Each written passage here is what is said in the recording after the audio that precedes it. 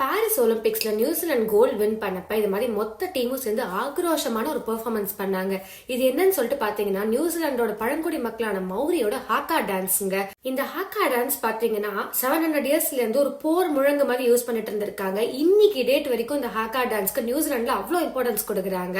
அவங்களுக்கு சந்தோஷம் இருந்தாலும் சோகம் இருந்தாலும் அவங்க இந்த ஹாக்கா டான்ஸ் பெர்ஃபார்ம் பண்ணி நம்ம நியூசிலாந்துல பார்க்கலாம். 700 இயர்ஸ் ஓல்டு இருக்கிற கல்ச்சருக்கு நியூசிலாந்துல எவ்வளவு இம்பார்ட்டன்ஸ் கொடுக்குறாங்கன்னு சொல்லிட்டு நீங்களே பாருங்க. பார்லிமெண்ட் ஆகட்டும், ஏர்போர்ட்ல ஆகட்டும், இந்த ஹாக்கா டான்ஸ் நிறைய இடத்துல பெர்ஃபார்ம் பண்ணி நியூசிலாந்துல பார்க்க முடியுங்க. மௌரிஸை பொறுத்த வரைக்கும் இந்த Hakka dance unity and strength காட்டுறதுக்காக அவங்க பெர்ஃபார்ம் பண்ணிட்டு இருந்தாங்க. பட் டில் டேட் வரைக்கும் நியூசிலாண்டோட ஹாக்கா டான்ஸ் வேர்ல்ட் ஃபேமஸ்ங்க. நியூசிலாந்து அவங்களோட மௌரி கல்ச்சரை ப்ரிசர்வ் பண்றதுக்காக ஒரு பப்ளிக் பிளாட்ஃபார்ம்ல ஹாக்கா டான்ஸை எவ்வளவு அழகா பெர்ஃபார்ம் பண்றாங்க. இதே மாதிரி நம்ம கல்ச்சரை நம்ம ப்ரிசர்வ் பண்றதுக்கு பப்ளிக் பிளாட்ஃபார்மை இந்த அளவுக்கு நம்ம யூஸ் பண்ணிக்கிறோமாங்கிறது பெரிய குவெஸ்சன் மார்க் தாங்க. இதை